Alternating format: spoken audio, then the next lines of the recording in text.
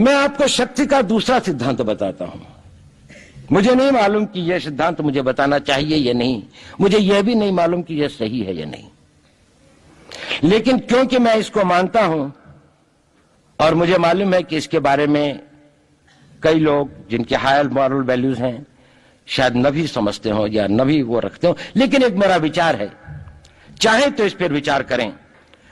सब नहीं तो कुछ न कुछ लोगों को शायद इस विचार से कुछ सोचने की और कुछ करने की प्रेरणा मिलेगी।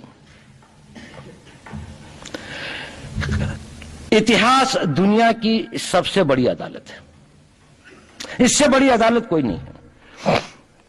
सुप्रीम कोर्ट में क्या हुआ, हाई कोर्ट में क्या हुआ, लड़ाई के मैदान में क्या हुआ, इलेक्शंस में क्या हुआ, ये सब बातें आती हैं चली जाती हैं, बाद में रह जाता है केवल इतिहास। और इतिहास का निर्णय हमेशा उसके पक्ष में गया है जो शक्तिशाली था। इसने कभी उसका साथ नहीं दिया जो न्याय के साथ था, जो सही था। अगर ऐसा होता तो दिल्ली में बाबर रोड होती है, बाबर रोड है लेकिन राणा सांगा रोड नहीं है, क्योंकि बाबर आया, विजयी हुआ, राणा सांगा हार गया। भारत की हिंदूशाही किंगडम अफगानिस्तान से होती सिकुड़ती सिकुड़ती सिकुड़ती यहां तक नहीं आ जाती। हमने किसी पर आक्रमण नहीं किया, हमने किसी के जीवन मूल्यों को नष्ट नहीं किया, हमने किसी के धर्म ग्रंथों को और धर्म स्थानों को नष्ट नहीं किया। शायद हम न्याय संगत थे, शायद सत्य भी हमारे पक्ष में था, लेकिन शक्ति हमारे साथ नहीं थी। इसलिए इतिहास ने हमें उसकी सजा दी। इतिहास ने हमेशा उनको सजा दी जिन्होंने विचारों को कर्म से और न्याय को शक्ति से अधिक महत्व दिया। अब मैं ये नहीं कह रहा हूं कि उसको उसकी तिलांजलि कर देनी चाहिए, ये नहीं है कि न्याय का अपना महत्व नहीं है, लेकिन यदि कॉन्फ्लिक्ट ऑफ इंटरेस्ट हो तो शक्तिशाली बनना ज्यादा आवश्यक है। भारत धर्मगुरु भी तभी बनेगा जब एक शक्तिशाली भारत का निर्माण होगा। जिन लोगों ने भारत के ऊपर आक्रमण किया, भारत के ऊपर राज किया, इस प्रकार से राज किया कि राज करते वक्त, जाते वक्त अपने गुलामों से कह दिया कि तुम राज कर लो, हम तो जा रहे हैं, तो यहां पर गुलाम वंश भी बन गया। अगर हम लड़ाई के वॉरफेयर के उसूलों से देखें कि किसी भी राष्ट्र की जो कॉम्प्रिहेंसिव स्टेट पावर होती है, किन चीजों से वो लड़ाई लड़ता है, जिसको हम कहते हैं कि ये शक्तिशाली है, दूसरा शक्तिशाली नहीं है, क्या वो अवयव होते हैं उसके, क्या घटक होते हैं उसके। तो भारत के पास जनशक्ति, धन शक्ति, ज्ञान की शक्ति, टेक्नोलॉजी की शक्ति, और जिन लोगों ने आक्रमण किया उनकी शक्ति को अगर हम ये देखें तो शायद 1 और 1000 का अनुपात भी नहीं होता।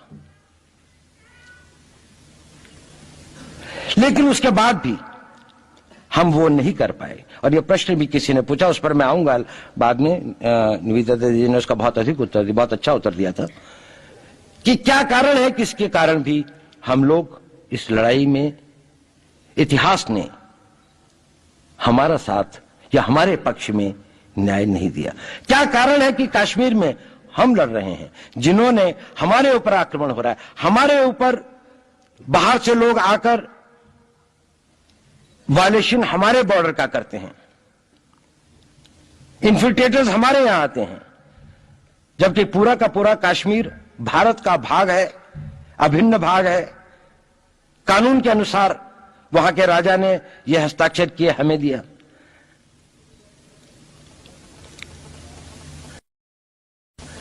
क्या कारण है कि करोड़ों की संख्या में बांग्लादेश से लोग भारत में आते हैं, हम बाड़ लगाते हैं, वो लोग वहां से मना करते हैं कि आप हमारे आदमियों को आने दीजिए, और हम कुछ नहीं कर पाते। और भारत में 2 करोड़ नागरिक रहते हैं। हम हर एयरपोर्ट के ऊपर में इमिग्रेशन की चेक पोस्ट लगाते हैं कि कहीं पर कोई एक आदमी बिना पासपोर्ट के या बिना वीजा के भारत में प्रवेश न कर जाए। यहां पर लाखों की संख्या में, करोड़ों की संख्या में लोग आते हैं। सुप्रीम कोर्ट भी ये वो करता है कि जिन लोगों ने जो इसके लिए जिम्मेदार हैं, उन्होंने जो काम किया है वो भारत के ऊपर आक्रमण के बराबर काम किया है। और वही सरकार उस सुप्रीम कोर्ट के 25 जुलाई 2005 के निर्णय के 3 दिन के अंदर में एक नया अध्यादेश जारी करके उन सारे के सारे कानूनों को फॉरेनर्स एक्ट के अंदर में इनकॉर्पोरेट कर लेती है, क्योंकि जो वो IMDT एक्ट था उसको सुप्रीम कोर्ट ने नल एंड वॉइड कर दिया। ये सब बातें हमें सोचने और समझने की आवश्यकता है। एक कारण, मैं ज्यादा चीजों में नहीं जाना चाहता, इतना समय भी नहीं होगा, कि भारत विदेशों से इतना नहीं हारा। अंग्रेजों ने भारत के खिलाफ कोई लड़ाई ऐसी नहीं जीती जिसमें कि अंग्रेजों की फौज में भारतीय सिपाही नहीं थे। चाहे वह पहले बंगाल नेटिव आर्मी थी, 1857 के अंदर में सिखों और गुरखास ने उनका साथ दिया। जब सिखों से लड़ाई हो रही थी तो बाकी लोगों ने उनका साथ दिया। हमेशा नेटिव आर्मी उनके साथ थी। जब जब आक्रमण वेस्ट से हुआ, चाहे वो पार्थियंस थे, चाहे हून थे, चाहे मंगोल आए, बाद में मुगल आए, तो लश्कर कहां बने? वो तो थोड़े से लोग आए थे। लश्कर बने काबुल में, जिस वक्त वो इस्लामाइज भी नहीं हुआ था, लाहौर में, सरहंद में। हिंदुस्तानियों को हराया है तो हमेशा हिंदुस्तान के लोगों ने साथ नहीं दिया देश का। और दर्द है तो केवल इसी बात का। भारत के इतिहास में अगर दर्द केवल इस बात का नहीं है कि विदेशियों ने हमारे साथ क्या किया, उनका तो हम मुकाबला कर लेते। दुख इस बात का था कि हमारे सभी लोगों ने साथ नहीं निभाया और साथ नहीं दिया। और इसकी फीलिंग आज भी मुझे इस देश में होती है। और भारत को आंतरिक या बाह्य शक्तियों से जो सबसे बड़ा खतरा है, वो खतरा इस बात का है कि हमारे अपने लोग ही कहीं राष्ट्र की सुरक्षा, राष्ट्र की अस्मिता, राष्ट्र के गौरव का सौदा न कर बैठे, अपने आज के सुख के लिए अपने भविष्य को अंधकारमय न कर दें।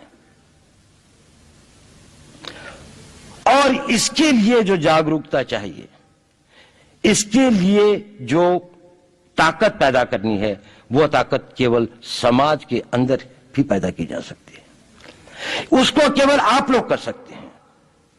वो केवल आज की युवा शक्ति ही कर सकती है।